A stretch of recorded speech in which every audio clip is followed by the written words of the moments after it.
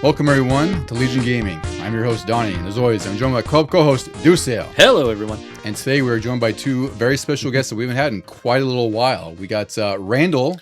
How's it going, everybody? I'm glad to be back. I'm glad you're back too. It's fantastic. And then we have Mike as well. It's been too long. It's been a very long time. I think I was trying to think. It might have been when we did our most influential characters. I think I was last year for. Yeah, but for both of you. Yeah, it's been a while for. No, I don't think I was in that one. Well, wasn't one of you on or two of you on Street Fighter 2? And that was like about a year ago. Yeah. So it's been a little while because life happens. Mike did wrestling that one time too. Oh yeah, that was WrestleMania. yeah. I do. So it's been like a year or close to a year. Yeah, that's what I'm saying. It's been about a year since we've done a formal 4-way podcast. So it's pretty crazy. It's been that long, but life happens. 2025 went by. We're in 2026, and we'll have. I guess we'll call this an annual episode with the four of us. Maybe we'll increase it to biannual if we can here. Yes. But today's episode is going to be pretty fun. It's episode 82, which is insanity in itself. God, it's crazy. It is pretty crazy. We're talking 16-bit games. This is really our top 5 favorites. We're going to have also probably around 5 honorable mentions that we'll kind of discuss roundtable-ish, and then we'll kind of do like a formal round robin, name off our top 5, because this is a fun topic. I think it's really broad because there's a lot of variety in this era of gaming, and then for us, I think this list very much reflects our different personalities and tastes at the time. So I think it'll be a really great time. This is the natural progression from our episode. What was it? 2? That was episode 2. Episode 2, the top 10 NES with you guys. Yeah, and that was about 3 years ago. Yeah. How long between the NES and the SNES? 6 years. So, okay. So we're not that far. Between the SNES and the 64, we'll have to not do this again for that. Yeah. We'll have to get the 32-bit. That's the other problem. Yep. So I think we have PS1 to cross and everything else. And the Jaguar. Can't forget that. But yeah. Try, though. Yeah, I don't think any of us have any contributions to that. Yeah, I'm good. Yeah, I think that can work. Did you have a Jaguar back then? No, you wanted it. I told you, yeah. So I really wanted Jaguar really bad because they had like Demolition Man, Alien Trilogy, like these games that I thought I wanted. And thankfully, we had a trip to Toys R Us, which saved me from it because that's where I saw Street Fighter, the movie, the game, and WrestleMania, the arcade game on what I knew as a PS1, which I never heard of. So luckily, I saw those and told my parents, like, I want that for Christmas instead. Yeah. Because I didn't know how bad the Jaguar was until after I got PS1. I was like, oh, thank God. This could have been terrible. You know how bad it was because like of the amount of times I would be at like a Target or something, and then it would be just in a bin for like $40. I never saw that. See, that's the thing is it was so hard for me to even see, like, because we had like the warehouse near us, which is the closest sort of electronics store my parents would take me to with any regularity, and like they had some of the consoles for sale, but I never saw a Jaguar, so we thought we'd go to like Radio Shack, which I think offered it. That makes sense. Yeah, right. Yeah. But again, it's like I never actually physically saw one back then. It wasn't until long after I became an adult and retro stores started having it. It's like, oh wow, this is really weird to see a Jaguar 30 years later. Yeah. I remember hearing the name a lot. I thought Jaguar was cool, but it wasn't until I was in my maybe 20s before I saw what the controller looked like for that thing. Yeah. That big blocky 9-button thing. Yeah, it's pretty ugly, and I mean that thing had the fate it had because it kind of deserved it in some senses. Mm-hmm. Yeah. So all that to set up our 16-bit episode where we talk about our top 5 favorite Much better games. Better games. I don't think there's a bad game in this entire lot, frankly. So we have a fun list. But before we get to everything retro, what have you guys been playing lately, which might still be retro? Randall, would you like to start since you're my immediate rights here? Absolutely. Before recently, I hadn't played anything for quite a while. I was just busy with other things or binge watching a series. But I finally, last week, I picked up Resident Evil Village. Nice. And I completed it about 2 nights ago. Had a good time. It did feel very much a lot like Resident Evil 4. It felt probably like the least creepy or off-putting of the entire franchise. There was nothing particularly scary. Maybe there was a little bit of unease and weirdness in the puzzle house. That dollhouse. The dollhouse one was a little bit creepy because of the gigantic mutated infant. But I did complete it. I had a good time. Waffling on if I want to buy Requiem or wait and I will say buy Requiem. Yes. I would buy it. Yeah, okay, so I'll probably be doing that. And then because it was on the PlayStation games, the monthly ones, I finally downloaded Undisputed. And I loved playing Fight Night back in the day. I really like boxing and boxing sims and all sports games. I'm gonna err on the side of being like a simulation fan. Yeah, same. The closer it can be to where I feel like I'm doing this for real, the better. And don't have to actually do it for real. I do think that in a lot of ways you get that with Undisputed because it does feel very sim heavy, which means it's very hard.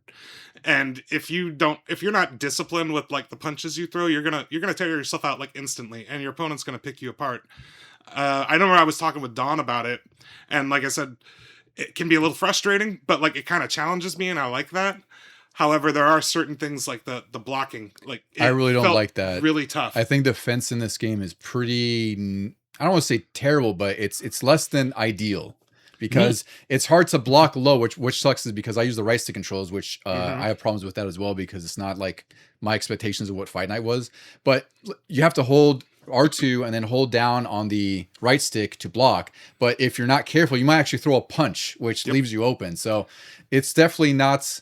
I don't know. The defense is just a little rough here. It doesn't I hit the actually mark. switched to the buttons. Oh, really? For push. Yeah, just because it was so easy to double flick on accident or something, or throw a right when you meant to throw a left, and things of that nature. So I switched over to the buttons. However, I haven't really gone into the control settings to see if I can just disable the stick for punches. Maybe that would make a little bit easier to defend. There are a few controller options, but I forgot if one disables the right stick. Because what sucks about the right stick for me is that it's not like Fight Night where you have to commit to a certain motion, right? Like a quarter circle motion or like a half circle motion to do an uppercut or something, which also forces you to learn the motion control or the motion so you have more familiarity with it, plus you're more precise.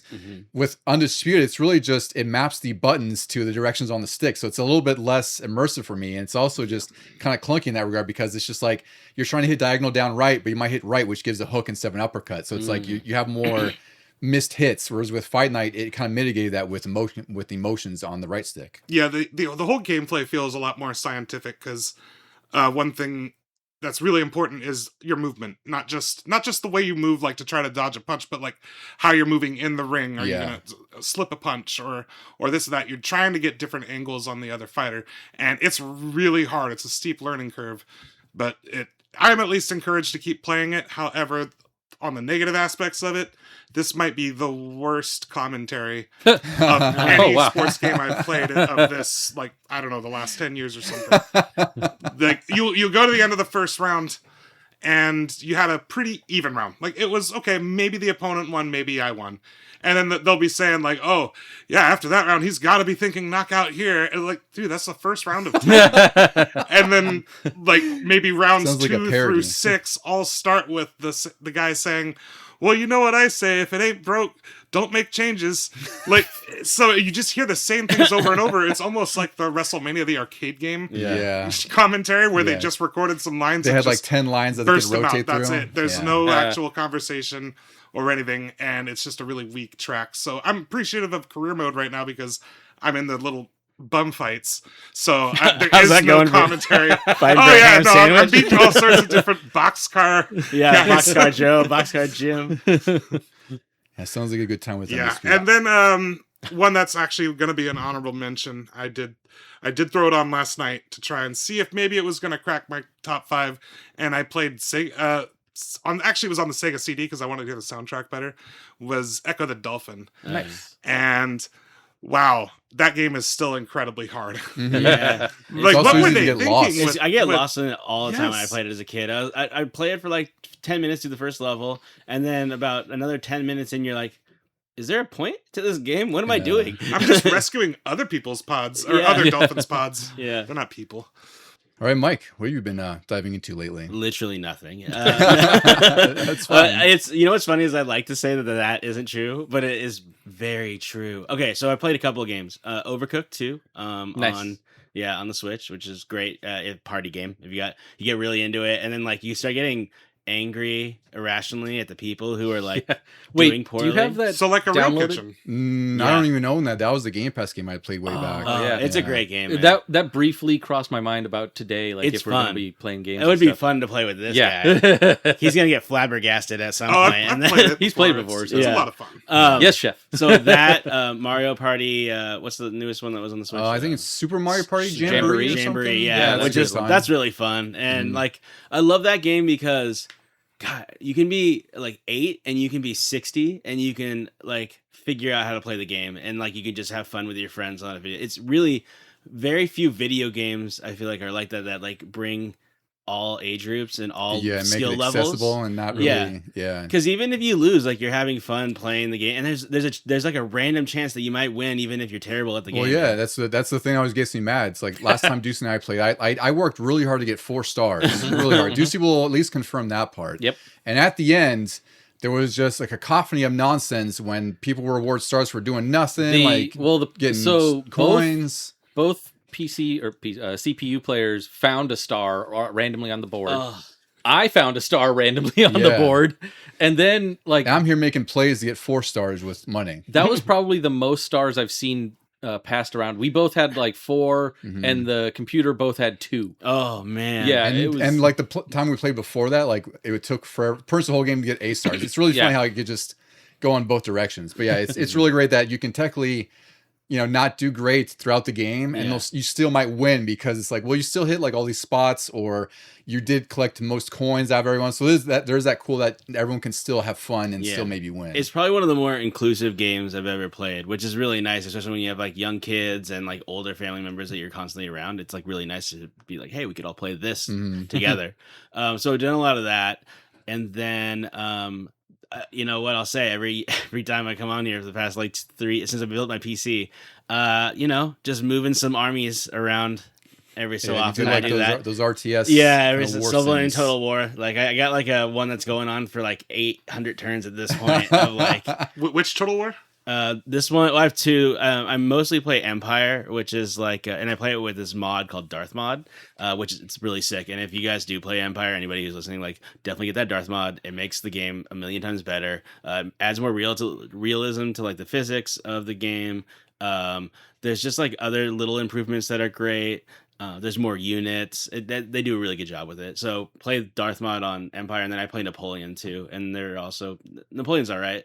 I like Empire more. Empire is like one of the better Total Wars that's ever been made. Yeah, I was looking at online to see how much like in the package of those games was, because I actually played in the first Total War, Shogun Total War back in the day, and I absolutely love that game. And I just haven't been able to get much into RTSs because I didn't really have a PC to play it on until pretty recently. Steam had a huge sale recently on all of them. I didn't need to get any of them, but they had a huge sale. I think they might still be going on. I'm not sure, but it was like 20 to 40% off a bunch of different Total War games. So look out for that. So if they bundle them, do you really need all the different ones, or is there like sort of a progression? Yeah, because they're different. Like, so, there's Total War Shogun, and there's Total War Attila, which are, like medieval times. And then there's Total War Crusades, and there's Total War Romance of the Three Kingdoms. So they do like a Total War of that. They have Total War Warhammer. Oh, damn. So they have like just an unending types of games you can play. So like Empire is set in the late 1700s and early 1800s, up to the early 1800s. So think like American Revolution times. So that's really fun. And Napoleon, obviously set during the Napoleonic times. And so they're all different. And they all play different. So that's why I like that Total War the most. Yeah. Juicy. What have you been diving into? Let's see. What did I get? I got what I talked about last time. I got Under the Island, which you started as well. I'm enjoying that one. It's the very Zelda-like game where you're a girl with a hockey stick. Nice. I beat the first boss in that, or the first dungeon, and I'm almost to the second dungeon once I find out where to go. I think I'm on my way to the third, and I've been really enjoying it, but I got sidelined by the stuff I'm playing. But Yep. It's a really fun game. It's like I said, it doesn't hide that it's clearly inspired by Zelda and influenced by Zelda, but that's a great thing because it's great when indie games can kind of replicate their own experience with an old game like Zelda and do a good job with it. It's not bare bones or anything. Yeah, it's really well made. Yeah. I also picked up what I mentioned, and we didn't know the name of it last time, but it's Fur Squadron Phoenix. Yes. And it is very much Star Fox, but in between missions, if you die, or even if you beat the mission, you then get to upgrade your ship to fly better, faster. Stronger? Yeah, exactly. Harder. Yep. Work. Oh no. And then it's not, luckily it's not roguelike where if you die the level changes. It'll be very much like Star Fox where the things are going to come out of the same direction and you know where they're going to be. So just be ready for it, shoot them for points, and then upgrade your ship after every level. And the third thing I've been playing, and I'm proud of myself for doing this. Like, I finally got a new release game on release day. Whoa. Yeah. That's probably why we had that crazy storm around here, Ducey. It's all your fault. Yeah. That sunshine, and we got that storm right after, yeah. I got Resident Evil Requiem, which is Resident Evil 9, and I've just been having a ton of fun with that, even though there are some scary parts. So I'm like, I pause, and I'm like, I know something bad is about to happen, because, you know, you play as Grace, and that's first person like Resident Evil 7, or even 8, and then you go as Leon. It's sort of cathartic, because, like, for all that you've just been scared of, now Leon comes through and just kicks so much ass. Oh, that's awesome. You just walk around. You don't even care if the things are coming at you. You just shoot them in the leg and then roundhouse kick them. Or you can, like, take a chainsaw out of a guy's hand and just start using it against him. So, and then you go right back into Grace, and you're like, okay. But they did a really good job. Like, Grace really feels like classic Resident Evil, where you have very limited item spaces, and you have to find the typewriter save rooms and put things in chests and stuff like that. Yeah, I finished Resident Evil Requiem already. I'm going to go through on a second playthrough, and probably on a classic mode this time. But I echo everything you said, Ducey, because we our last episode was all about Resident Evil 4 in anticipation of the release of Resident Evil 9, and I got it, and it, you know, I had high expectations because I was really excited for it, and it met every single one of them, kind of blew them away. It's really incredible because it's the 30th anniversary of the series, and they did a really great job with sort of how they've split Grace and Leon's experiences, because, like you said, Grace is very much like the original games. Like, you have pretty much a pistol for most of the game, and there's a lot more tension, a lot more atmosphere. Like, it's great when you can hear some of the sound design come through, the things that, like, you don't actively know sometimes, like just the ticking of a clock in the distance. Yeah, just the silence of that, and then you start to hear like a weird groan of a zombie in the area.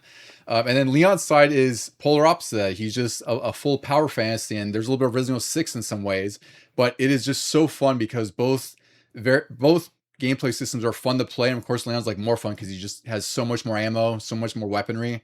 But I really loved it. It's really, really good. I can't wait till you finish it so we could talk more about the story and everything that unfolds.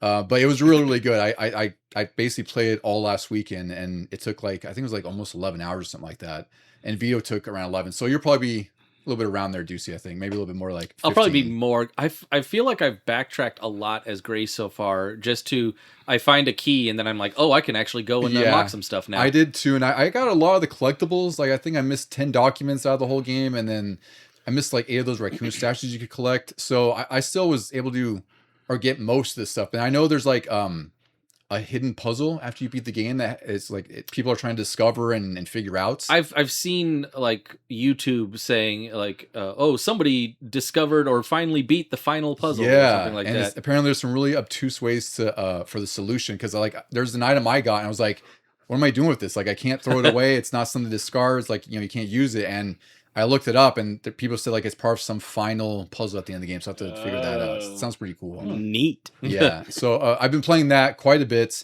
and then I got into another recent game that just came out, Marathon, which it's Bungie's new game. It's an extraction shooter. It's kind of like the Arc Raiders or Helldivers 2, where you go on a run with your buddies, and then you basically sort of loot, you craft stuff to upgrade your armor, and you have to extract and get out and survive. And this game's been really difficult so far. I only did the tutorial and I was like, wow, I got thrashed by like 2 robots. It's kind of crazy. But hopefully I'll be able to get some co-op time in with this one, because I feel like this game is definitely sort of dependent on that, where it's easier with more people. It doesn't make it like a sort of an easy way to get through the missions, but it's definitely not as bad. Do they scale the number of enemies or something that shows up? No, I think it's just more manageable, because like, you can say like, hey, go flank them over on this side or something like that, because there's like a bunch of robots, and so far, like, I think the idea is like you have to just kind of repeat your runs so you can upgrade your armor and your weaponry.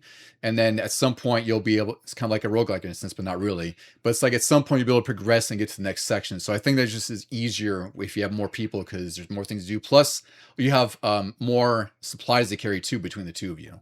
Mm-hmm. That makes sense. Yeah, so that's been a pretty fun time. And then I also got into Pokemon Leaf Green, since it got re-released on the Switch eShop pretty recently. Sweet. Yeah, and it's really great because I have fondness for the Gen 1 Pokemon, because that's when I grew up with, is Pokemon Blue. So this is just a remake of that. Excellent. So it's really cool to see like the GBA sprites and like that kind of artwork with all like the classic Pokemon I like. And it's fun because now I get to rediscover all these sort of archaic JRPG stuff that they did back then. Like I always go back to, I mentioned to you, see, where to level up your weaker Pokemon, you always have to start with them in the front line and then swap them out, because there's no shared XP system or anything like that. And then it's like, you're heavily reliant on gaining money from fighting other trainers because you need Pokeballs and you can only recover most Pokemon health with potions, which cost money.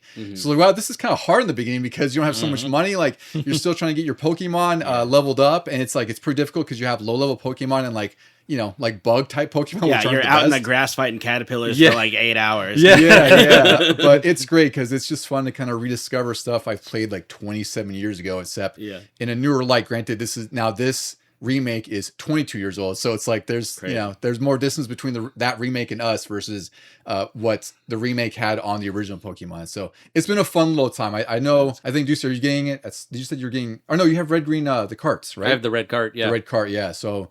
It's kind of fun that Ducey picked it up. I picked up my leaf green cart and then ended up being defective.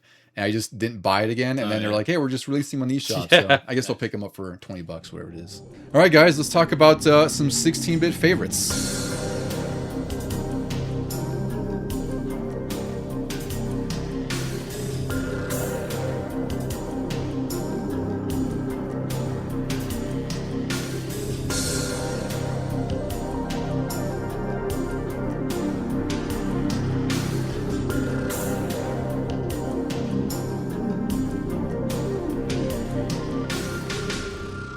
We're here once again with the four of us for the first episode in like a whole year. And today we're covering our favorite 16-bit games. It's really a top 5 of our favorites with another 5 or so honorable mentions each that we'll kind of talk through, and then we'll go round robin and talk about our top favorites. Now, for me, this era was really like, I think we grew up, we're at that age where at this point in time, like we're getting a little bit older, like preteen, so we kind of were able to be more cognizant of our tastes and how they were changing and what games we liked. So I think this is an important year for us because there's a lot of great games that came out in the sort of Genesis and Super Nintendo era.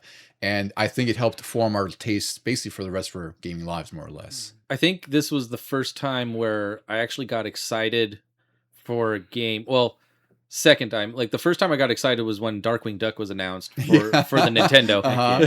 But then... yeah, when the Super Nintendo was announced and I saw just nonstop coverage of Super Mario World, that's when I was like, oh, I really like video games and I really, really, really want this one. Yeah, and there was, and that's like an earlier game too, right? I mean, that's like one it launched with the Super Nintendo. And then it just, once they learned the hardware, it just, both Genesis and SNES, like they were firing on all cylinders. They were both locked in like this crazy competitive war that also... it forces you to make to put out the best games you can because you're trying to sell more than the other company and take more share. It defined our generation. It really did. Out on the playgrounds, you'd be like, oh, I have a Genesis, I have a Nintendo. It's really crazy. So it really is one of the most influential eras ever in gaming.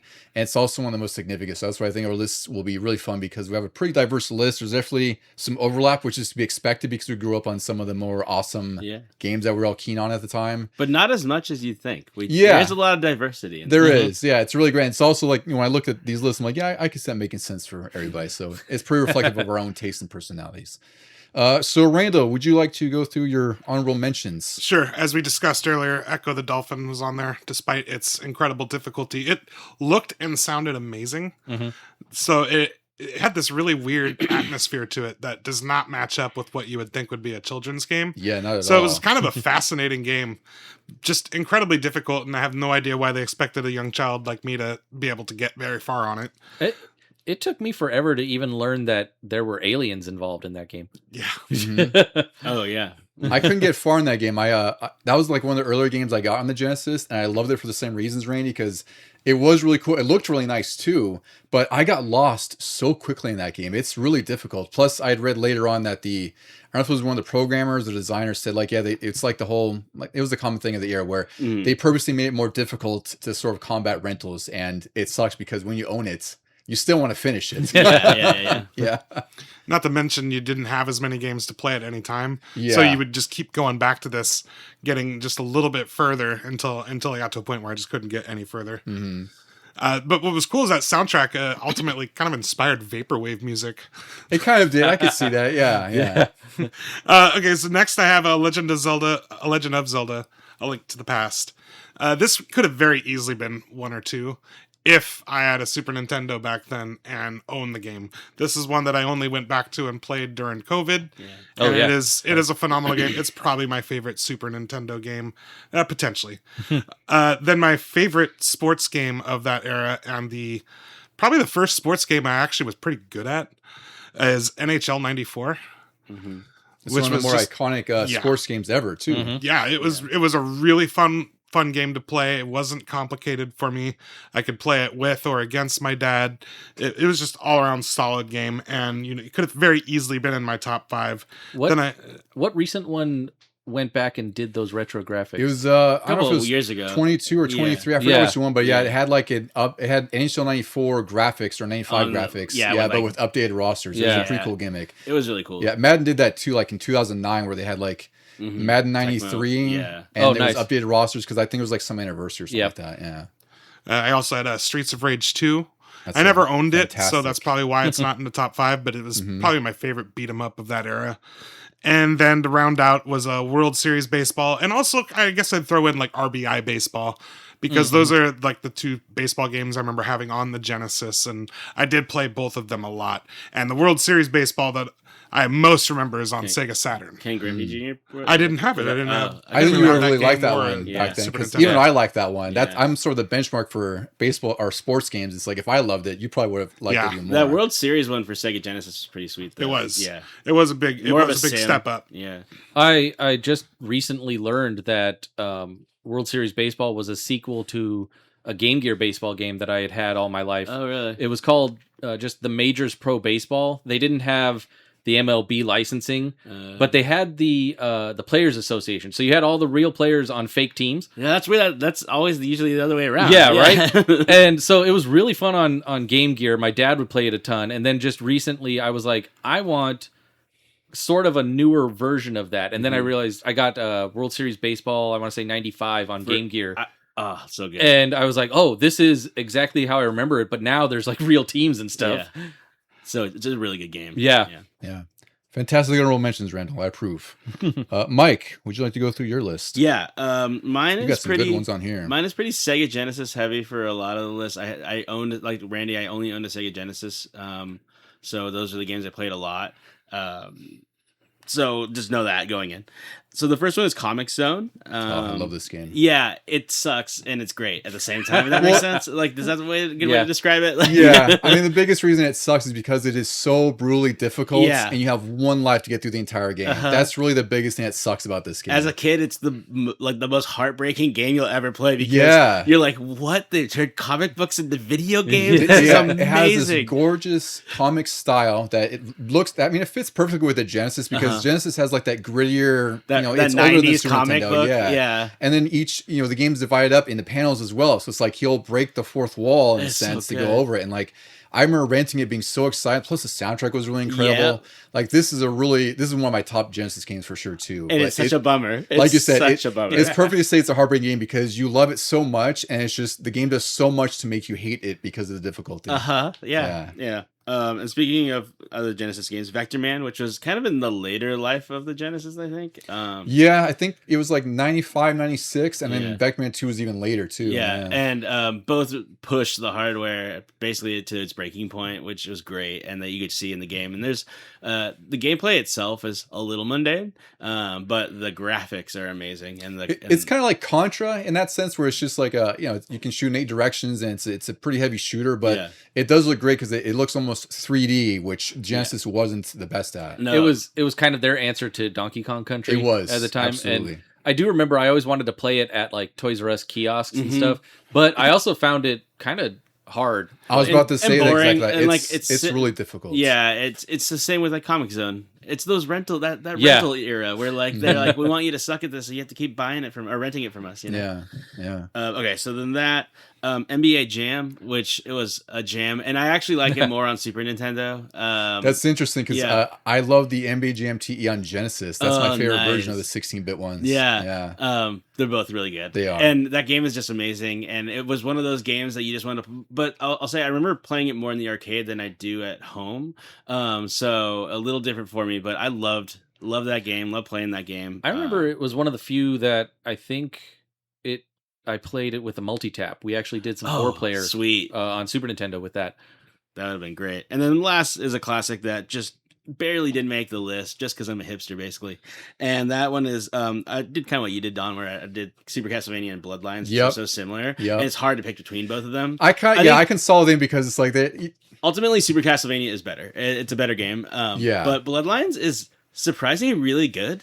I love both of these games. I played Bloodlines after because I really didn't know it existed until a buddy owned it and he let us borrow it. I was like, wow, this is a really badass game because Super Castlevania 4, it's almost like it really is sort of a remake of the original game, except it really does take advantage of all the Super Nintendo effects like the Mode 7 stuff. And it also has like the trademark slowdown of the games of that early era. Yeah. So that's the thing is like it was an older game, which kind of, it has its technical issues there. But the Genesis one, it's a really impressive Genesis game too. Like you play both as 2 different characters who play really different. Like there's the guy with the lance, I forgot his name. I can't remember him now. I have to go back. I totally forgot. I love that game though. The other guy has a whip, but also like this game really does flex some Genesis power. Like there's that really awesome level where the water level is rising and sinking. So scary. And also on top of that, like you can see your character reflect on the surface of that water. So it did some really amazing effects that I think Konami did great because they also did Contra Hardcore, right? So they were already well versed with that. And it's just a really fantastic game on the Genesis. Yeah, and I think the only reason that I pick Super Castlevania is maybe the music is a little better on Super Castlevania, and that kind of puts it over the top for me. Like even with the technical difficulties, the music is amazing, and it's like just fun to listen to. Even that first level, like such a banger first level song. Yeah, it is. Yeah, it's really fantastic. Yeah. You had one more on there too, Mike. You had Link to the Past. Oh, I'm so sorry. I didn't realize I had that on there. Yes. I think you're excited about Castlevania like I am. Yeah, Link to the Past. Again, like Randy, I didn't play it. I played it a little bit when I was a kid, like very little at my cousin's house. And it's hard to get into a Link game for like a half hour while you're at a party or something, you know? So, couldn't really get into it, but I played it during COVID lockdown. And man, that game was so fun. And like really treats you it's weird to say, but treats you kind of like an adult in the game where you're just like, yeah, we're not really going to tell you like what you have to do and how to do it. You're going to kind of just have to figure this out. So, and like things might happen that, that your actions dictated, which is really awesome in a game like that. It is. Yeah. It's pretty crazy. I will say so far, just in our list array between you and Randy, it's already interesting because obviously, like I grew up with both Genesis and Super Nintendo, but I was definitely more like Super Nintendo, right? And Ducey's Nintendo, but you both are Genesis kids. Yeah, your honorable mentions are kind of filled with their mix of Super Nintendo and Genesis, and then our list individually kind of reflect that same kind of change there. Yeah, so it's pretty cool. Yeah, that's cool. Ducey, your list of honorable mentions. So now for mine, that's all Super Nintendo. Speaking of which, no, actually, my first one I'm going to put as an honorable mention is Aladdin. Oh, fantastic games, both versions. For both, I couldn't differentiate, even though we did a great episode way back. Yeah, that was like episode 4 or something. Yeah, that was a really good one. Yeah, and we each took a side, and I like the Super Nintendo one more, but only because I grew up with it more. I rented it a lot more, but Aladdin was always the one I wanted to play on Sega. Like if I didn't have a Sega, I wanted to go somewhere that they did, and I wanted to play Aladdin on it. I also put a sports game on here, surprisingly, and that is Ken Griffey Jr. Presents Major League Baseball. Great game. I remember renting this a lot, more than once at least, and then even borrowing it. Did you ever have it? Or no, I also rented it because you rented it. Yeah, but I owned. We bought that Frank Hurt baseball. Big Hurt baseball. Yeah, what was that called? Frank Hurt Thomas. Frank Thomas. Frank Hurt. Frank Hurt. Yeah, Big Thomas baseball. I remember. Exactly. Frank Hurt. That's how memorable Frank that Thomas game wasn't was. the Wendy's guy. Yeah. No, that's Dave Thomas. Yes. Yeah. Maybe they're related. But that Big Hurt baseball, I got that thinking to be like Ken Griffey, and it sucks. Maybe you borrowed that. Maybe. I think I did once, and I thought the same thing. I was like, this isn't Ken Griffey. This isn't Ken Griffey at all. But, but that was a very good, like, kind of arcadey, kind of sim baseball game, and I just loved playing it. I think it was like the first one I played as far as like Major League Sports title since Bases Loaded when I was playing it on NES with my dad. Mm-hmm. But this one I like to play a lot just on my own. I would play like like you could do a full 9-inning game and it didn't take like all day. Was that the one? Was King Griffey the one where if you won, there's like a newspaper? Yes. That was the best. That like whenever you're playing against another person, I live for that moment. Yeah. Look at me in the Yeah, headlines. look at the headlines, man. The Famous. headlines. Yeah. And if you struck out, your batter would like turn to the camera and just yell at you. Yeah. It's like I get it, man. I get it. Another honorable mention is Star Fox, the original. Just because it blew my mind back then. It was like, look at these like possibly 3D graphics Ahead of its time. Yeah, even if it was very kind of bare bones, it was just awesome to look at and play. I also have to mention Mario RPG.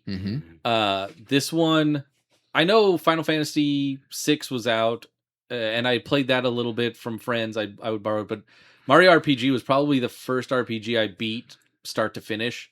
Was it after? Did you beat Mystic Quest before that? Didn't you? Maybe around the same time. There was a time, even though Mystic Quest was like my second game ever, there was a long time where I didn't fully understand what was going on in the game. Yeah, that's fair. That's why I didn't get into it for a long time. So I didn't get very far in it, and maybe Mario RPG helped me understand more, and then I went back to it. And then also, I have to put on the honorable mentions: Mario World 2, Yoshi's Island.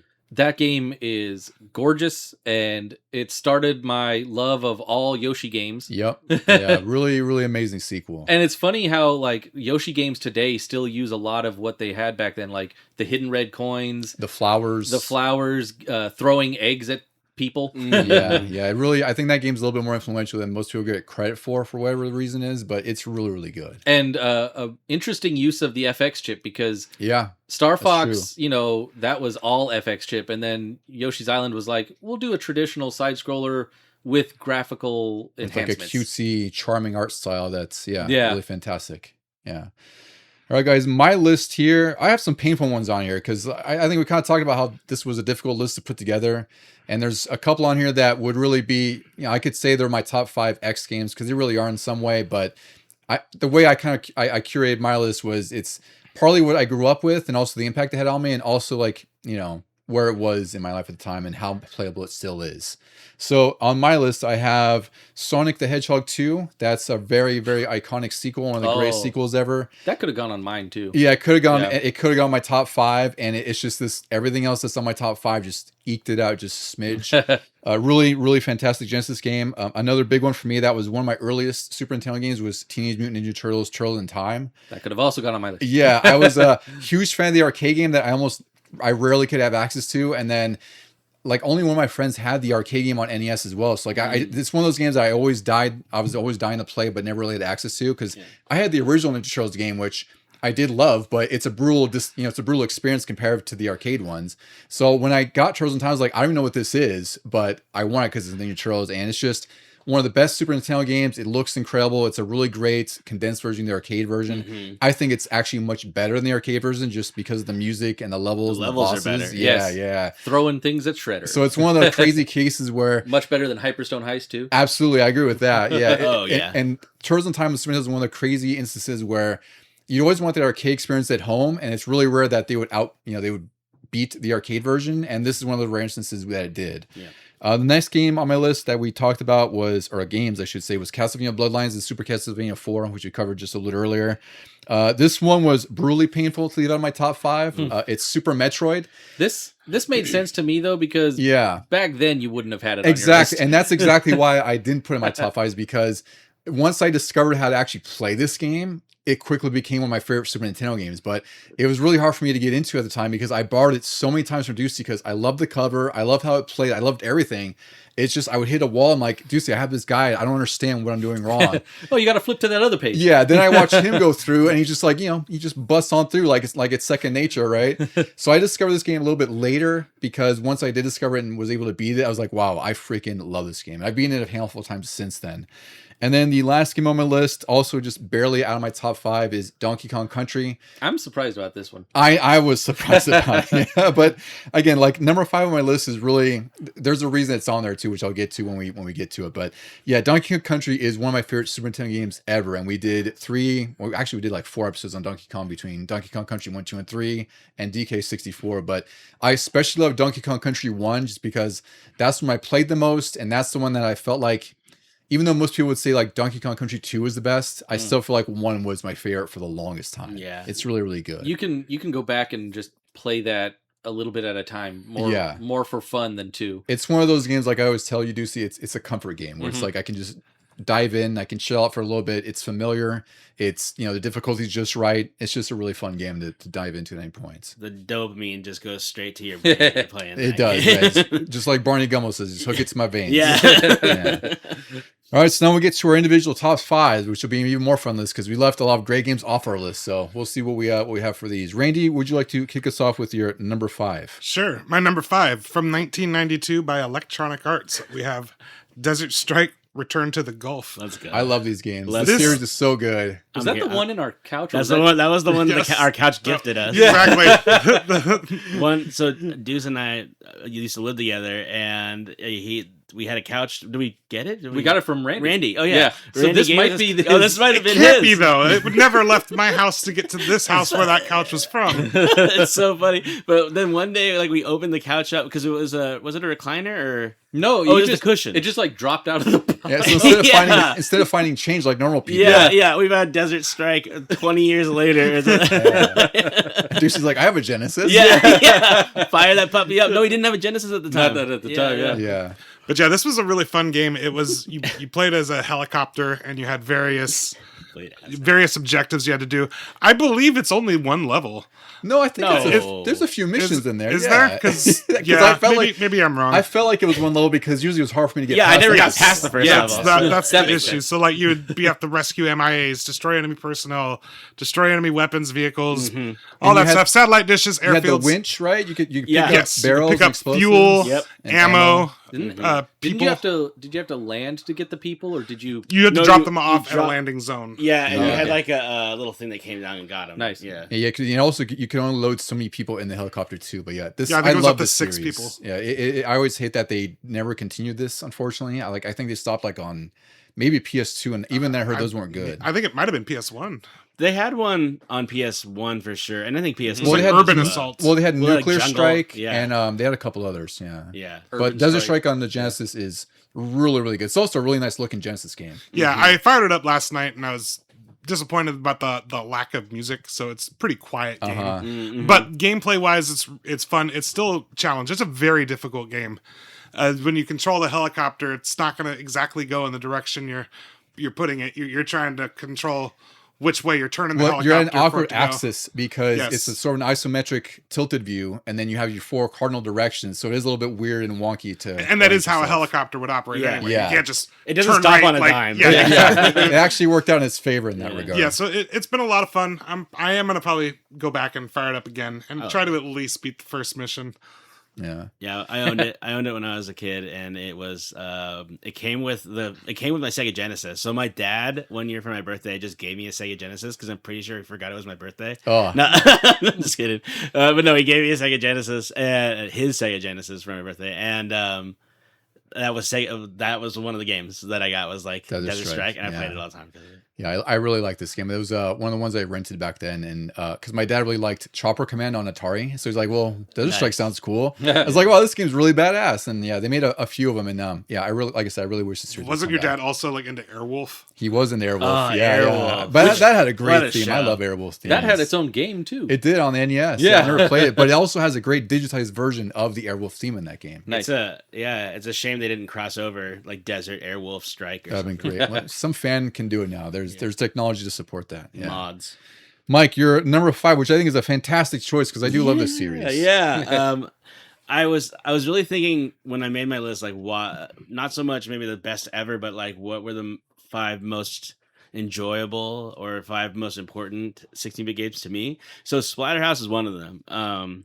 Splatterhouse was on the Turbo Graphics, which doesn't get much love in the 16-bit world. It definitely was like, I can't even say it was third place. It was like third place. It was third. Nobody It's still could own it. third. Yeah. but it's Yeah. like a distant third. I knew one kid who had it. And I was like, what is this thing? And then that's kind of when I discovered more about it. But yeah, they only had a few good games that were memorable, and this was one of them. And so it was made by Namco, and it's like it's really cool because it's different than Castlevania. It doesn't take itself seriously at all. It really goes into the camp of horror as opposed to like Castlevania, which is like true horror, I feel like. Well, it's I mean, the name alone, like Splatterhouse kind of tells you what it's all about right off the bat. Yeah. And you do play a ripoff of Jason Voorhees as well. And it's just like, it has some pretty crazy horror in this game. It's crazy. Did you guys ever play TurboGrafx at all? Did you guys ever? I did, but like I said, I played like Bonk. That was like the only game most people probably had. Bonk's Revenge and Bonk. Yeah, like because I knew that, like I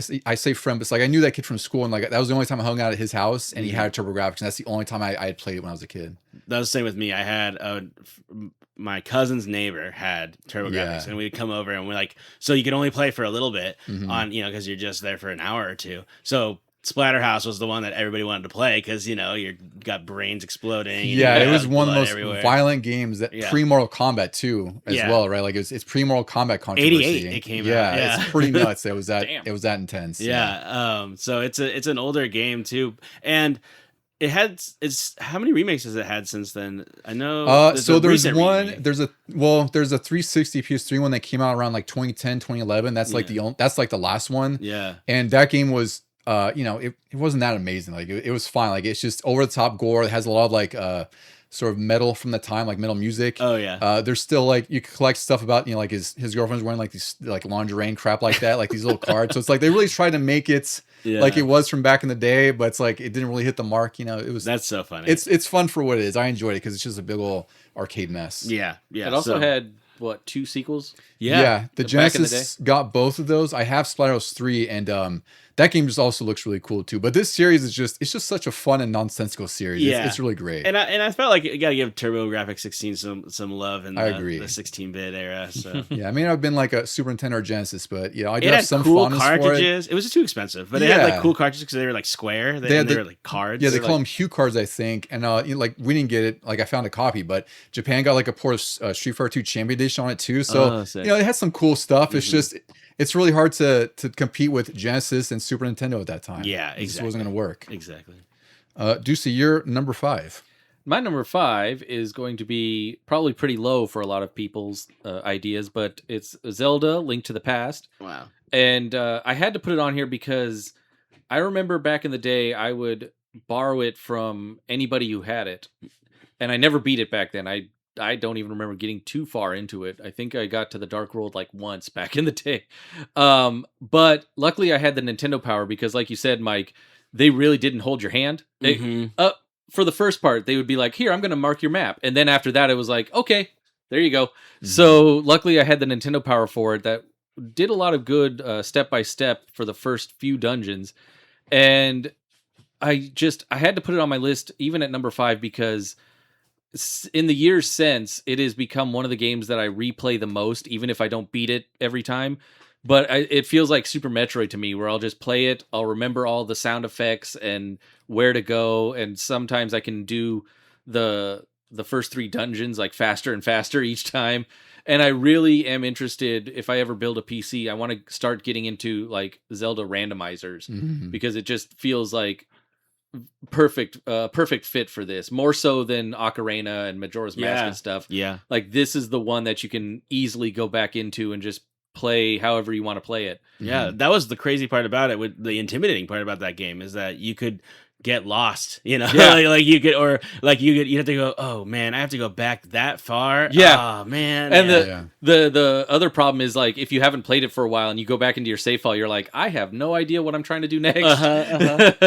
Yeah. But yeah, like I never owned it, and I actually still don't think I own a physical copy. That's very surprising. I have it on Game Boy Advance, and I've played it a ton on the Switch Online apps, and that's about crazy. it. You should definitely acquire a copy. Yes, while they're still reasonably inexpensive on carts at least. Yeah. Yep.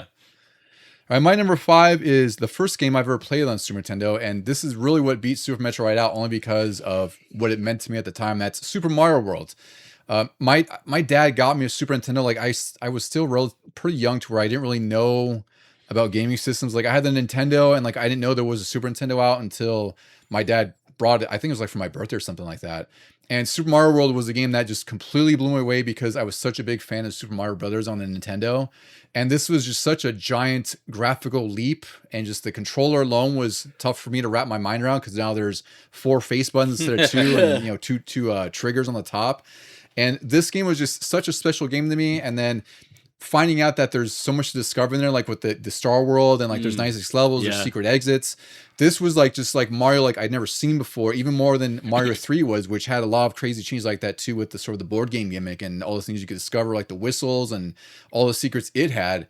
And this was just such a massive game by comparison. And it's really just hard because like, how do you beat Mario 3, which at the time you could probably argue was the greatest game ever made, right? Especially in terms of how many it sold.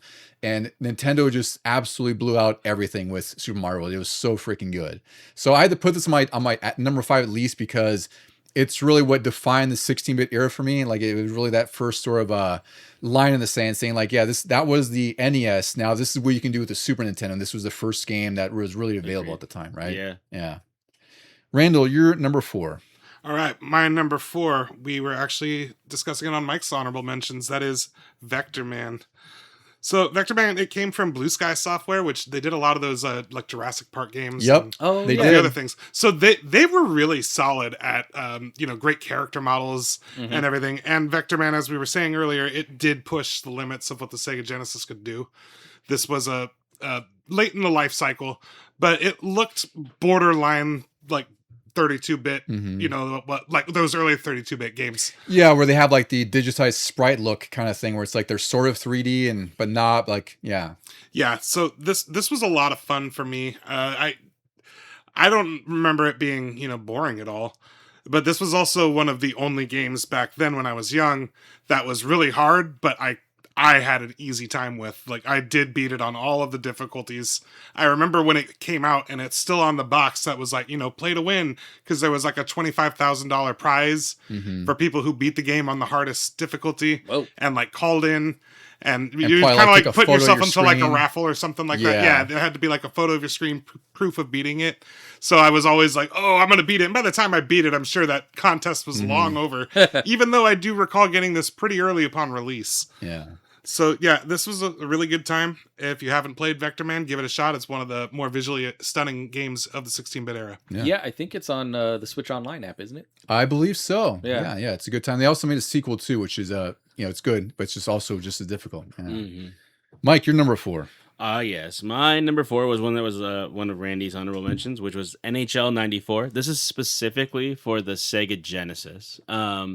They're both good, but the NHL one came out in 1993. I owned it pretty quickly. I don't know. I didn't own a lot of games, but somehow I got this one for a birthday, maybe, or I got it pretty quickly in 93, and loved it.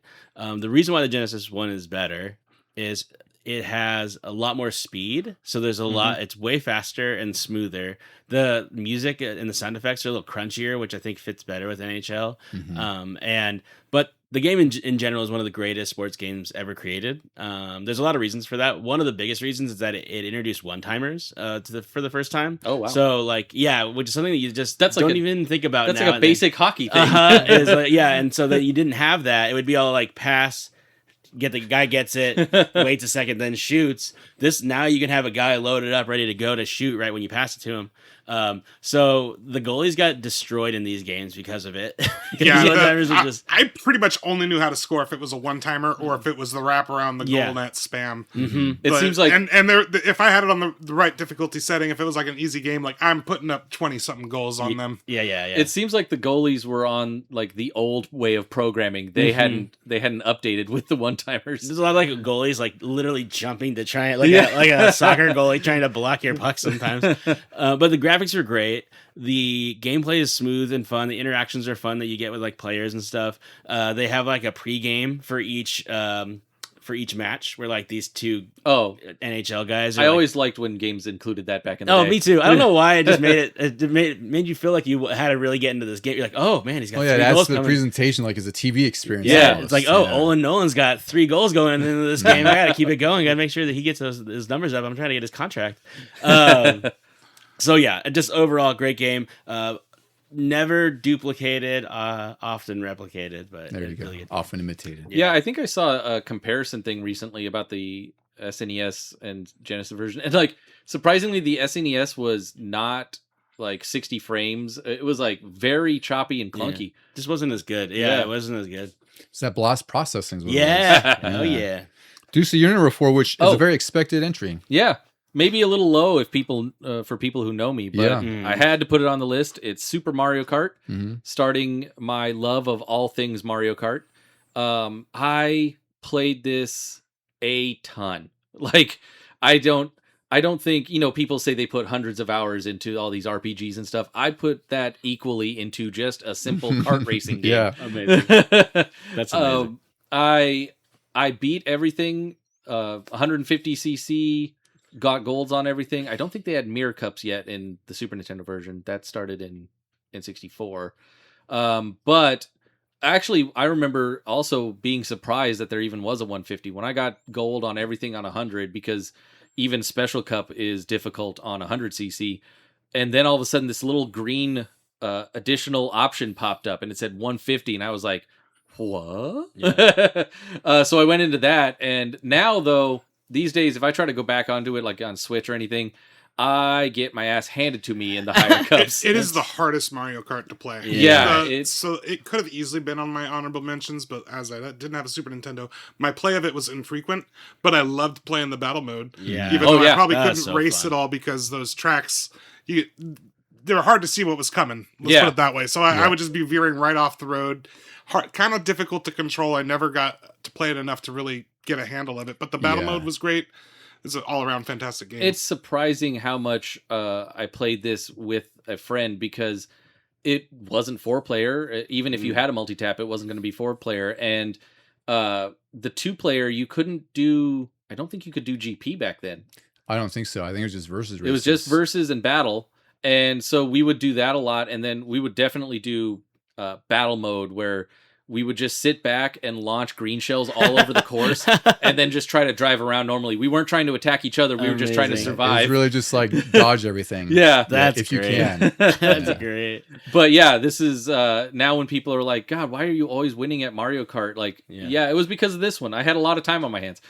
So, question then: is this a better racer than F-Zero? Yes. Wow. Just Yeah, I would say so. Yeah, like F-Zero is great, but it's also an earlier game, and it's more of a great showcase now. Than Graphically, anything it's else. Yeah. graphically, it's probably looks a little better, but like, yeah, the sense of speed for F-Zero was awesome. Yeah. But it was also like unwieldy and yeah, And it could get really The hard physics later. are tough. Yeah. for sure. And this had the multiplayer to it. Mhm. Yeah. Yeah, agreed. All right, my number 4, and when we spoke about it a little bit earlier, was The Legend of Zelda: Link to the Past. I remember, so I never played the original Zelda by the time I played Link to the Past. I had seen it, like, I think my half uncle had it or something like that. I didn't know what it was. I just remember the iconic gold carts.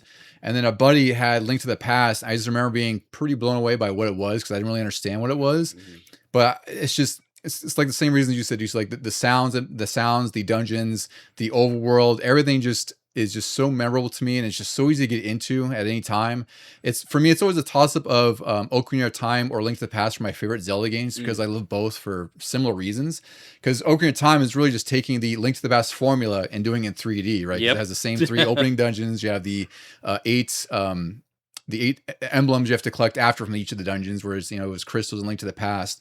It also had that really amazing mirror gimmick where it's like you go from light world to dark world, which didn't really understand when I was that young, but once I got older and I was able to finish this game, I was like, holy crap, this is pretty incredible, because you have to do things in the other world to affect things in the adverse world. I wanted more games to do that. I wanted like Mario to have a dark really world incredible. too. And again, you figure this was like 92 when this game came out, so around there. It's a pretty incredible gimmick to have, because it also just lended to how massive this game felt with the old world. That was also another thing for me that I wasn't used to, where most games I've been playing had a beginning and end to each level. This is like, well, and like like you were saying, Mike, where you're free to do whatever you want. Like, the game has sort of a set path for you to take, but it's just how you get to that path is up to you, and if you can figure it out. Yeah. So really amazing Super Nintendo game, and it's number 4 for a very good reason on my list. Excellent. Randy, you're number 3, which also could have been on my top 5. Isn't it crazy? It didn't even make the honorable mention. surprised I Yeah, didn't well, see it was, this. it was Yeah. tough. Like I said, it was a tightly packed list. It is. So yeah, from Midway Games, we have Mortal Kombat 2. Yeah, one Great. of This- the greatest sequels. What a This could have Another been great sequel. either Sega or Super Nintendo. It didn't matter. They're I both great. owned it on Sega, so therefore that's what I'm going with. But it probably did play a little bit better on the Super. This because- this version did at this Yes. point. Yeah. And this is, I think Nintendo learned from their mistake in Mortal Kombat 1 because they didn't Absolutely. have the filter of no blood. Well, blood. there was no blood, and It's the a- controls were horrible on the Yeah. Super Nintendo. Were version. they? Yeah. So sluggish. Yeah. Yeah, because But they got better in 2. it was between Mortal Kombat 1 and 2, and surprisingly, I didn't own 1, but I did own 2. And this was a lot of fun. I just loved going through it, trying to beat the game with every single character, but a lot of the times just getting smacked by Kintaro. Yeah. Who was your main, Randall? 'Cause Oh, we always it's- have to know. now and forever, it's Scorpion. Scorpion, the OG. Yeah, mine was. I was stupidly excited to play as Reptile back then. But also, this game is what really made me get into like playing as Kung Lao too. Oh, he was great. really, Yeah, he was really really had good. a lot of He's fun one of the- playing as him. This game, because that's the hard part, is like Mortal Kombat had a really diverse set of characters, and they all had like their own unique moves and everything, but everyone was like pretty different. And it's really hard to sort of ideate on that and evolve that. And that's what they would too, where like they had Kung Lao, who was really unique. Baraka was also an incredible character. And it's just a really great suit because they did everything right. Everything is more gory. There's more fatalities. Yeah, it was an fatalities. improvement from what was already such a great game in the first one. Exactly. It made the first one seem almost like it's not a good game, Mm-hmm. just because of how much smoother it felt. The look of it looked a Mm-hmm. little brighter. It made me forget that until Don and I did our episode on the first one, I didn't really play the first one too much back in the day because by the time I knew Dawn, 2 was already out, and we were always playing that one. Yep. I think I played it Yeah. on the arcade way more than I ever played it in a console. Yeah, and speaking of the arcade, unrelated to Sega Super Nintendo, that might be like the greatest cabinet ever. It's It one was of the most pretty awesome ones sweet. for sure. Yeah, Yeah. it's iconic for sure. Yeah. Was Striker in 2 or 3? He was three. 3. Oh, okay. I actually am a defender of Stryker because he's pretty fun to use. Well, I always wanted to play as him in the games because he always seemed like the most normal person. Like if I accidentally got stuck into this, like he's basically like a mall cop, and he's just trying to survive. And it's funny 'cause he has like, I think he's like a backwards hand. It just makes him look kind of like a doofus. 'Cause Yeah. He's like, like you said, security mall guard kind He of was guy. the most relatable character because it was like if this happened to me, I would be throwing gas grenades at them too. Yeah, like he was writing a citation. Tripping them with my- He was writing a citation for get transferred to Outworld or Yeah, something. I Just don't know. standing back and shooting yeah, constantly. yeah. Tripping them with my baton. All right, Mike, you're at number 3, also an incredible choice. Oh man, yes. This was tough. It was tough to pick the version, but I decided to stick with one version, and that's Super Street Fighter 2 Turbo. So this was not the first Street Fighter 2 I ever played. The first Street Fighter 2 I ever played was they had a cabinet at the Round Table Pizza in Pacific Grove that I would frequent, and I would play it on there a lot. So they had Champions Edition maybe there. I can't remember, but they had that there. So I played it on arcade. But this was one day I go to my cousin's house, and he had the Super Nintendo, and him and his buddy are playing Street Fighter on their TV. And I was like, I've never seen this as a video game before. I've only seen it in the arcade. And they let me play it, and I was really young because it was right when it came out. So I don't know, when did Super Street? I don't remember. But 2 Turbo? yeah, 2 Turbo. That one came out, it was like 94. Yeah, so I was like 8. Okay, that makes sense. I was pretty young. Yeah. And they're like, you want to play? And I was really intimidated, but I found E Honda, and they didn't know how to get past them yet. So Yeah. like, I beat both of them, and I just remember like, oh, I love this game so much. Yeah, E Honda saved me, just mashing buttons, trying to like just survive. That's why he's there, 100 hand slap. If you're playing the game, the newest game, that's exactly what you'd still be doing. Nice, I'm down. Yeah, Yeah. for real, because that's my skill level right now. But overall, the pace, the speed in it is really good. It's just a great game. Sounds great. I mean, it's an iconic classic game. And I know it's on other people's lists. So. I think Turbo might have been the first one I played, and that was definitely at Don's house. Mhm. Yeah, Sure was. years later, I went and played what was the last version that came out on SNES? What was that one called? That was Super Street Fighter. Yeah, 2. Super Street Fighter. So that one I played, and I didn't like it as much because I didn't really like any of the new characters that they had introduced. That's funny because I was the opposite, where I loved T-Hawk, Fei Long, and DJ. Yeah, I didn't like them. And the reason I love T-Hawk is because of the awesome Mexican Typhoon movie he has, where like he just grabs the guy's head and spins them 100 miles an hour in the air. Then they lose 1,000 points of health. Yeah, and I got really good at doing that. And then Yeah. there's also Fei Long, who's a Bruce Lee ripoff. I loved using him. And DJ was just awesome because he had great music and he had really awesome moves too. So Yeah. I was quite fine with that version as well. Yeah, I just couldn't get into the character, so I was like, no, I'll stick That's to fair my, too. my A lot of people weren't fans of me either. to be my frank. traditional. Yeah. Yeah. All right. Do you see your Number 3. My number 3, you already had it on your list. It is Super Mario World, the first one. And it's up this high. It's on the podium finishing because, like I mentioned before at the start of the episode, it made me want a game. It made me want a Super Nintendo, and I just could not wait. I asked for it any chance I got, like any birthday, any Christmas. I put it on a list and said, Super Nintendo, this, for sure. And I had Nintendo Power before that because of all my Nintendo games. And when that hit the issue with it on the cover, I did nothing but just read that issue like cover to cover over and over. I would just stare at all the level maps and everything, and I would pretend like I was in the game playing it already. Nice. And it had to go on my list. It almost made it just as an honorable mention, but I was like, no, the way this had a hold on me at first. And then when I got it, I was like Don, I didn't realize there was all this extra stuff to do. I was just going through it like playing it like a regular Mario World or Mario game, like Mario 3 or whatever. Land, castle, land, castle. Yeah. And then like one time, I guess because of the Nintendo Power, I discovered a Star Road warp, and I got up into that, and I was like, oh, this is awesome. And then I remember the end of the article for the Nintendo Power was a hint at the Special Road. Oh. And I didn't get into that until much later in my life, and I still haven't beaten all of the Special Road Special Road worlds. I did because my buddy was 4 years older than me, so he did a lot of lifting in that time in my life, because there's a lot of games I couldn't beat. He's like, oh, it's cool, we'll figure it out. And you just blast through them. Yeah.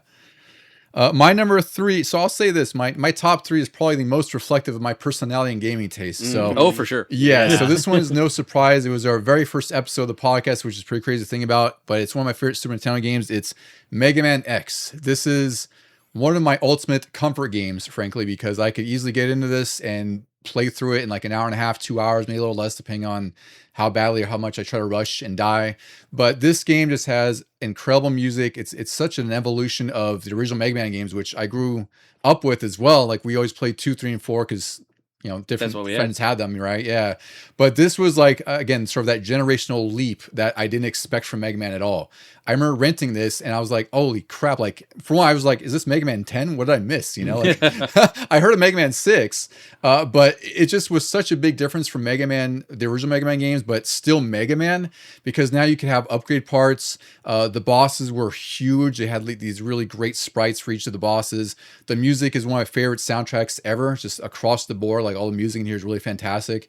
And again, it's just such an easy game for me to get into, and it's one of my favorite Super Nintendo games. And it's just, when I made this list, like my top 3 was locked. It was just my 4 and 5 I kind of had to juggle around, but the top 3, I was like, there's no way I would ever change these here. And it came out in 93, right? January 94. Oh, 94. Okay, yeah. So 32 years later, I finally beat it. That's right. Nice. I've probably beaten it 32 times in that time. Yeah. All right, Randy, we're cracking down here. It's your number 2. All right, my number 2 is Street Fighter 2. It could be any version. Like, if I had to choose, it might be the Super Nintendo, the new Challengers, maybe, where it had like the full complete roster that you would see. The Sega games were good. Like, I always kept renting them all the time. I didn't own one on Sega. But unless you had the 6-button controller, it was a lot harder. Way better with the 6-button. But I think the thing is that like my memories are so great because I did have the 6-button controller.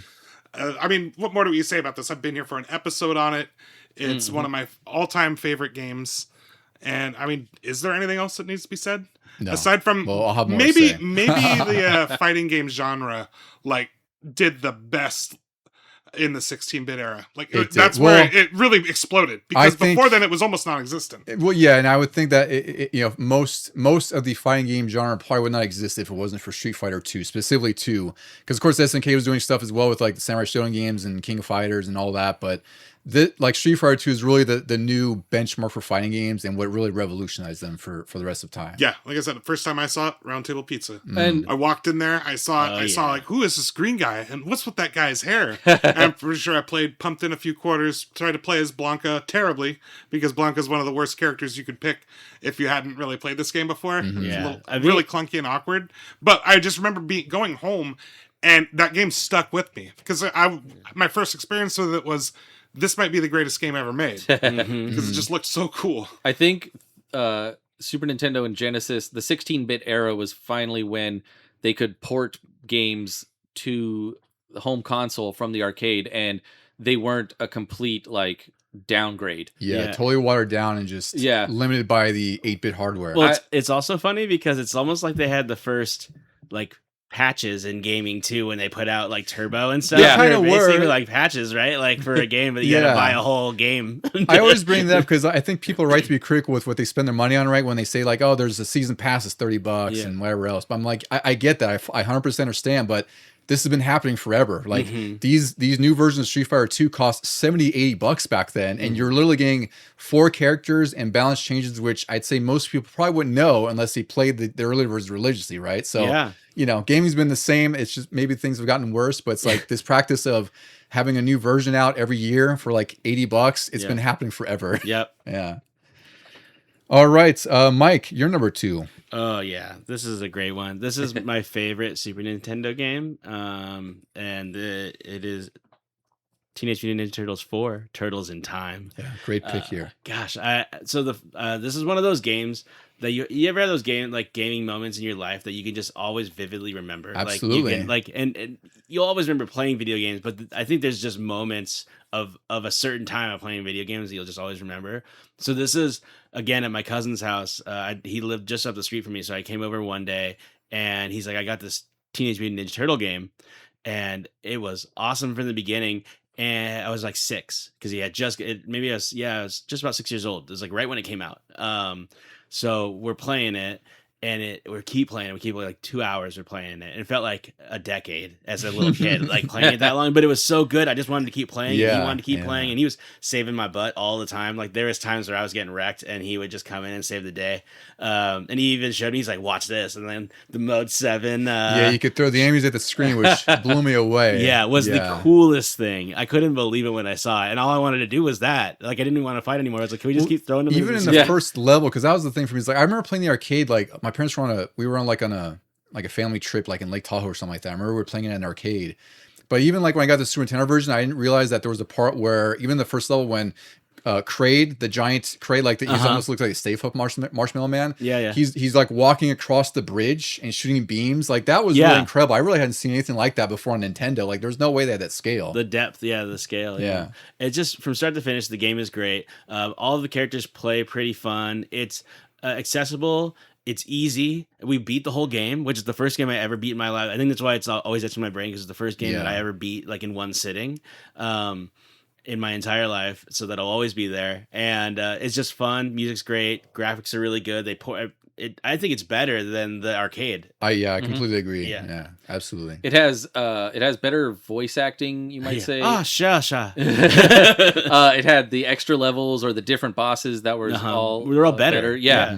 And like this could have easily gone on my list on either one, the top 5 or the honorable mentions, because I never owned it, and yet I would play it constantly every year because I think everybody else I knew owned it. Yeah, you had to. It was a rite of passage as a Super Nintendo kid, I feel like. I had like Dawn to borrow it from. I had multiple people on my block, multiple friends that had it, and so I would just borrow it from them constantly.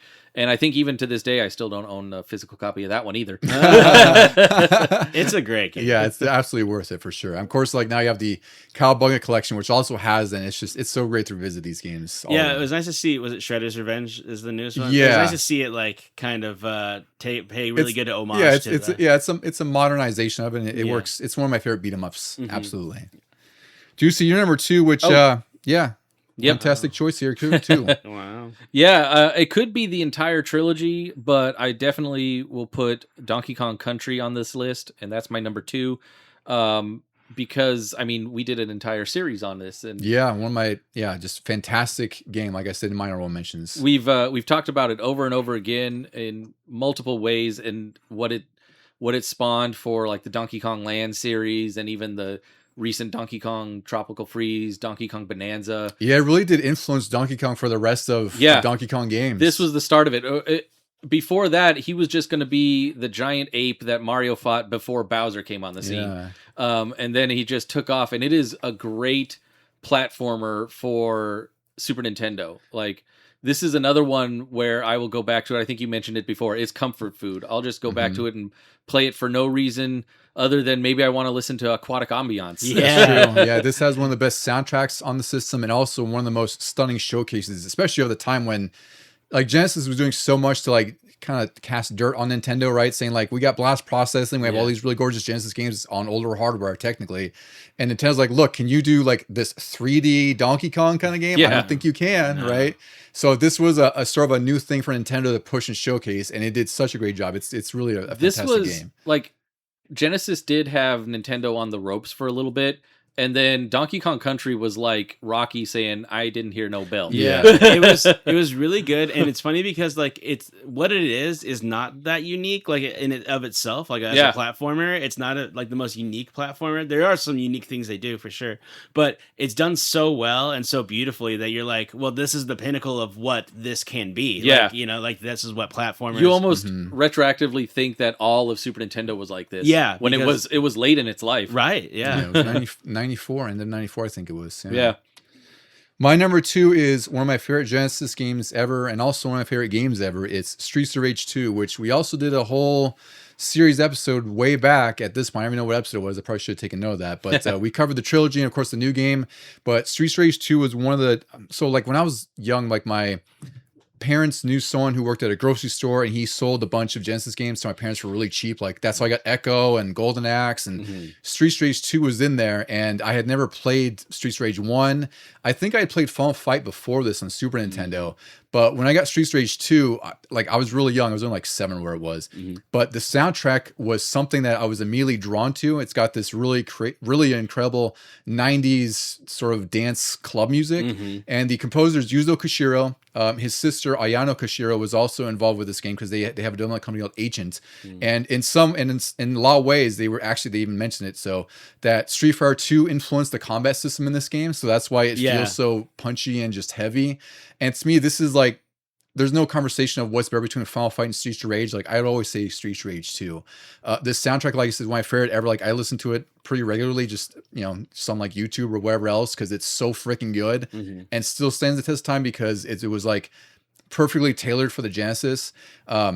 Was it 2-player? It was 2-player, which I played a lot with my brother and my other buddy Alex. We played this, and you, we all played this a ton.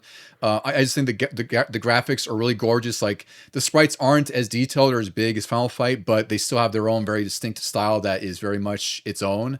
And it's just a really incredible beat 'em up from beginning to end. I just love everything about this game. And number 2 is like the best spot I could put it, because another comfort game. Like, I could pick this up anytime and get through it and just have a great time with it. Yeah, this goes on my list of, I didn't own a Genesis, but it made me want one. Like, Sonic 2, Streets of Rage 2, and Aladdin. All those. Yeah, agreed. All right, Randy, your number 1 16-bit game ever.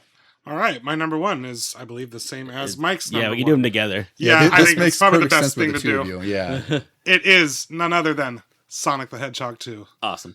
Now, the funny thing is, if Sonic the Hedgehog 2 didn't exist, then number 1 would be Sonic the Hedgehog. So I didn't want to include both of them and bump another game off my list. That's fair. Yeah. But Sonic 2 was just such a huge improvement. Like, it looked nicer, and it played smoother.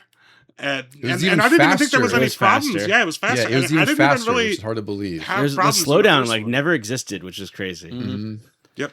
You could stand still or burrow yourself into a ball and take off. Yeah. And get up to full speed. Yeah. That solved Sonic 1's biggest issue, which was gaining momentum to have speed, right? So just that one move, the spin dash, solved so much for that game, and it did so much for that sense of speed with Sonic 2. Yeah, and this was also, a game that was marketed to everyone, but like particularly children. Yeah. And unlike a lot of other games, they didn't make it insanely hard. Like, it's a difficult game. It's not an easy game, but it's also not unfair.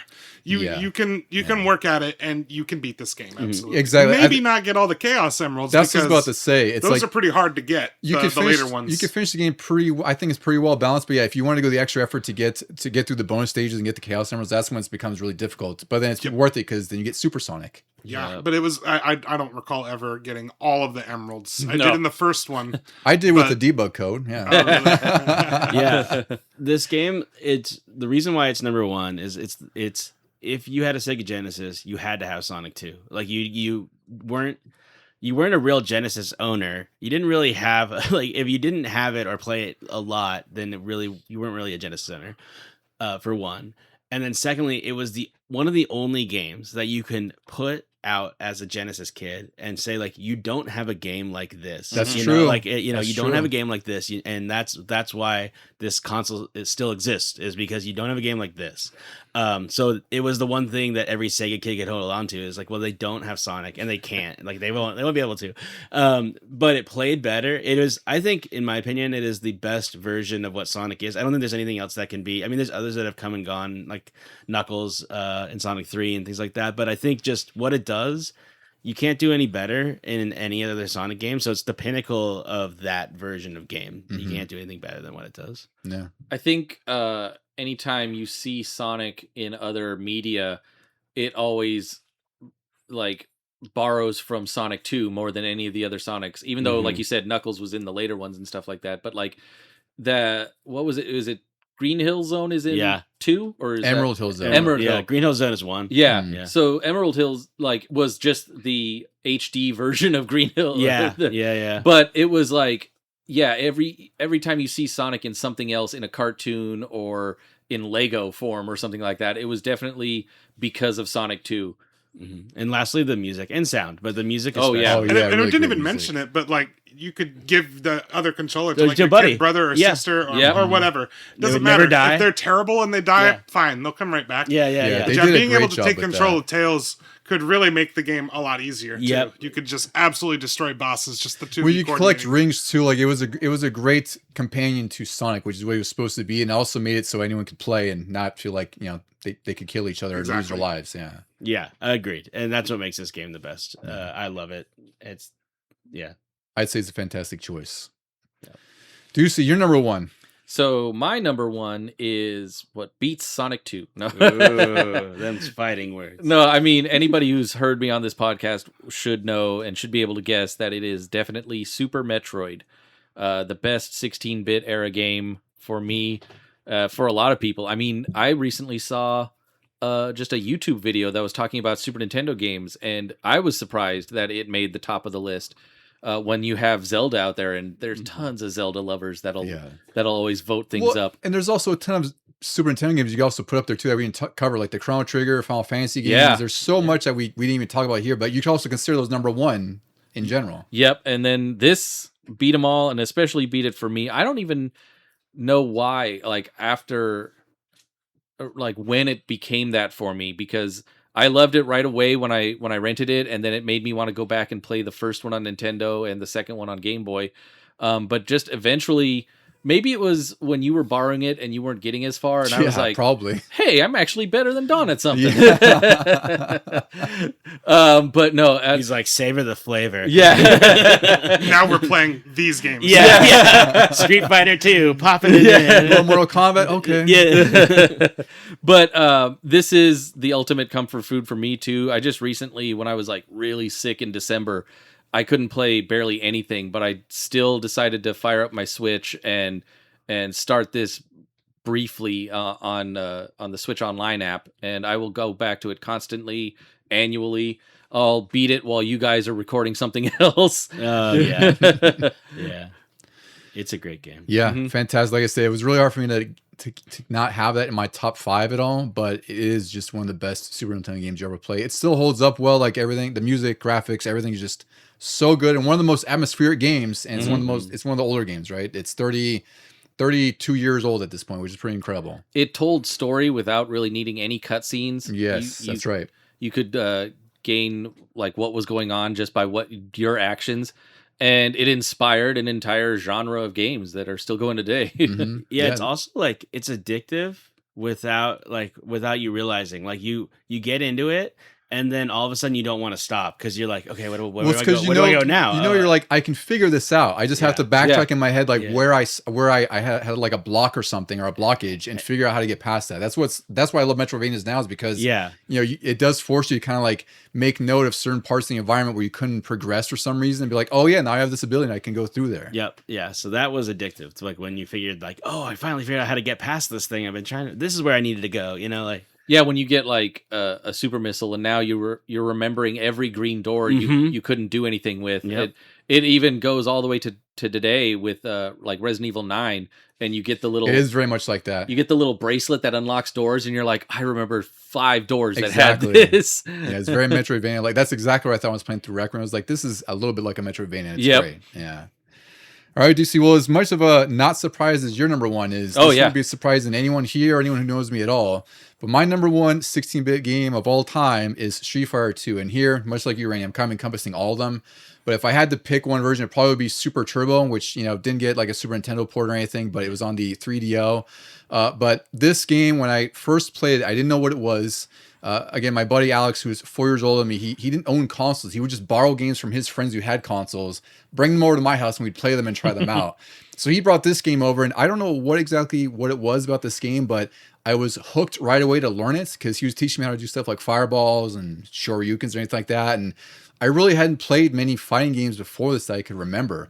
But the moment I played this, I was like, holy crap, like I just love this game. Yeah. And also by then I got really good at it pretty quickly because like once I learned how to do the moves, I kind of understood these sort of I'll call it like the syntax of fighting, right? Where it's like how to approach enemies or seeing what they're doing to me, what their movesets are and everything like that. And I've played every Street Fighter in existence, I'm pretty sure. I don't think there's anything I haven't played.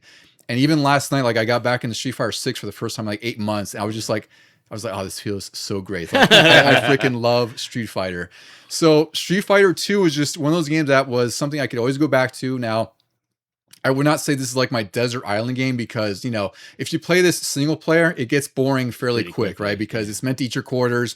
The Super Nintendo and home ports didn't do much to make that easier. And really like the only incentive there is that, you're getting an ending, which is like a few screens and some text, right? And that was really the big thing. It's like, I did go through however many times I could to try to finish it. But the big thing for me is like, if I can do online multiplayer or like even with someone who's willing to compete, I freaking love this game. Like Randy I would say Randy was a bit of my apprentice for a long time there because when we got... Do you call yourself the apprentice? Oh, I don't care. No, he has to be because we got Super Sphere 2 HD Remix, which was... is a great version. Amazing remake. Yeah. Amazing remake. Best, like me and Randy played that for had to be like hundreds of hours. Yeah.